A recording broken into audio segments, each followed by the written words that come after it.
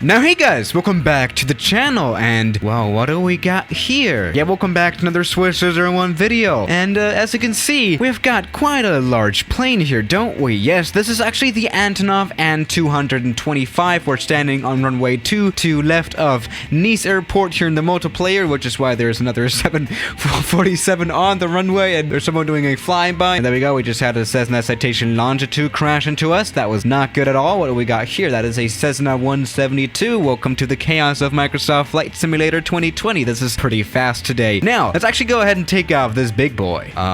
Before we talk any further, let's go to the cockpit view, which, well, the instruments are broken, and the cockpit doesn't look that good either, does it? But no, this plane, it does fly, which is what I appreciate about it. All right, let's see how well it flies, though. Oh, the spoilers came out. That is not good. Come on, put him back in.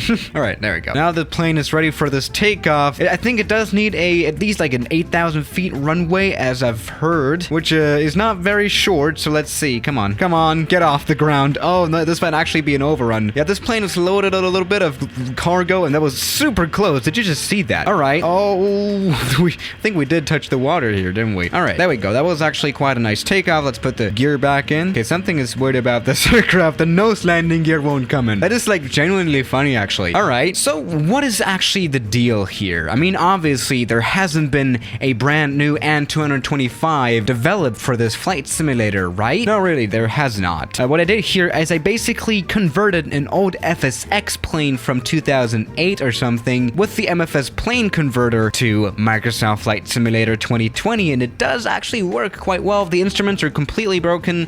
Some weird parts like the nose landing gear is broken as well. It doesn't come in for some reason, but that doesn't matter for us, does it? But it's still, after all, the Antonov AN225, the biggest plane on Earth, and yeah, it is pretty mighty indeed. Now for this video, I thought I could test a little bit of the physics here for this flight simulator, and also try some more, you know, add-on planes kind of stuff, you know? So let's do that today. We're flying at 300 knots. This plane is not very, you know, slow, so that is good. And let's actually land somewhere. Where could we go? So let's actually just return to Nice Airport, which doesn't have that much of a long runway either, does it? I mean, especially that smaller runway of Nice Airport is not even long enough for certified operation here with the Antonov AN225, so this could be interesting. Well, why is the plane accelerating so much? That shouldn't happen. I mean, as I've said, this plane, it does need an 8,000 feet long runway, which Nice Airport does not have, and wow, it's incredibly busy over there, isn't it? Let's put the gear down. Let's get this plane completely ready. We've got some Flappy Bird action with the wings as well. That's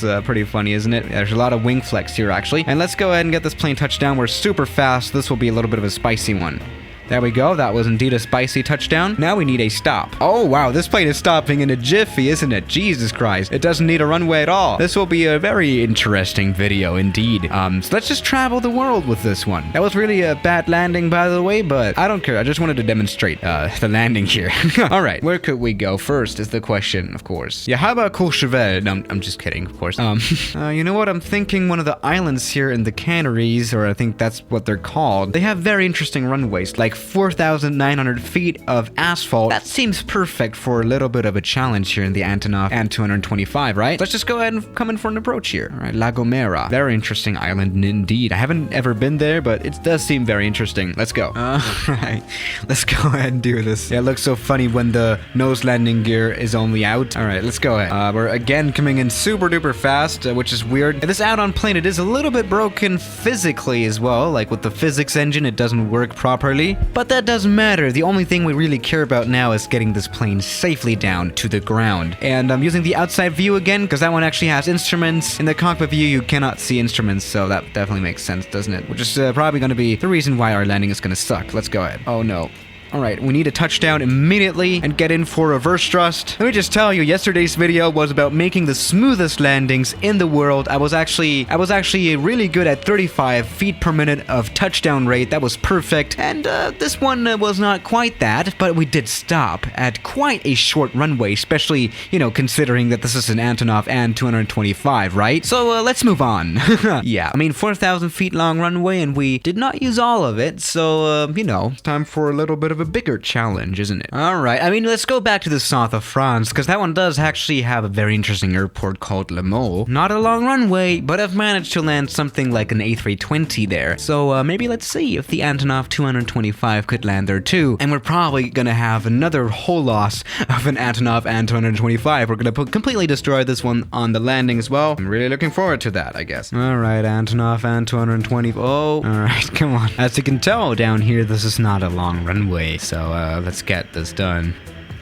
Alright, a little bit of a better landing, I guess. Let's go ahead and get this plane stopped, which probably won't be that much of an issue, right? There we go. Using the full braking power of the mighty 6 engines that we have here. Also using the spoilers, also using the speed brakes and the flaps and you know, the elevators as well to stop. And of course, the brakes on the tires. This was a very quick stop as well. Maybe not very realistic. I mean, we've already talked this. There are some realism issues here in Microsoft Flight Simulator 2020 where planes just stop ridiculously fast. As you could just see here with the biggest plane on this planet. And why do we have a TIE fighter here on the ramp? I mean, you know, that's just Microsoft Flight Simulator things. I think there are some more TIE fighters in the back. Welcome to Le Mans, Saint-Tropez Airport. This is a bit special, I guess. Let's go ahead and try a smaller airfield then. But yeah, so far I really haven't been disappointed with this Antonov 225, especially with its stopping performance. All has been good so far. So let's, you know, try a smaller airfield. All right, let's go ahead. Let's maybe go to a small island called, what is it again? Corvo. That one has a 2,700 feet long runway, a little shorter than the mole, but we're probably gonna make it anyway, right? Okay, this is in the middle of the Atlantic Ocean. Very interesting airport. I have made a video about that one. And actually, that was quite a while ago as well. So let's check it out. All right, Corvo, let's do this. This is not a long runway, and something that's a little scary definitely here is that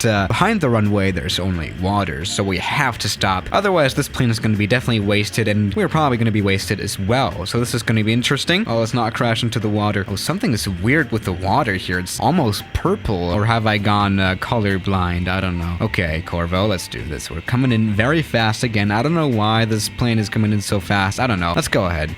Touchdown on the nose landing gear. I mean, it's got 2 wheels here on the nose, so, you know, we've got to use that one. Oh, okay. I think we've actually reached the limits of this plane. Let's try this one again. I mean, obviously, we were flying at a very, very high speed. So let's try this again at a little bit of a, you know, more comfortable speed, I guess. I mean, we were touching down at 250 knots because for some reason, this plane goes super faster in the flight simulator, and I don't really have good control of the throttle here either. As you can see, I'm pulling idle, and it doesn't really work that well, does it? Alright, we're still building speed for some reason. Come on, let's put the spoilers out as well, maybe. That'll help reduce our speed a little bit, I guess. Even though the engines are running at idle. That is definitely a bug that comes with a plane converter. Okay, now the landing, come on. Not a very smooth one, but this is needed. Oh yeah, it's really trippy to fly planes like this. From the outside view, I cannot land at all with this perspective, actually. It's so weird. All right, there we go. That was nice now. That was perfect. Okay. All right, now the question definitely is, how do we move on? What is a smaller runway that I know? This is actually not easy. I mean, obviously, we could go to some place like St. Barthelemy in the Caribbean, which is known for its not very long runway. Yeah, we could actually try that. It's probably not going to work out, but you know, it's worth a try, isn't it? Let's actually land on the side of the runway that you don't normally actually fly into, because it's a little bit easier, and we'll definitely need that for our plane here. All right, let's go ahead. Ready to fly. We're again flying at a ridiculously high speed for this approach. Let's settle back a little bit so that we can reduce that speed a little bit. There you go. This is looking a little bit better. Okay. Now, yeah, this runway is not very long. Actually, this is a lot shorter than the runways that we've tried before, obviously. This could actually get a little bit close, right? All right, come on.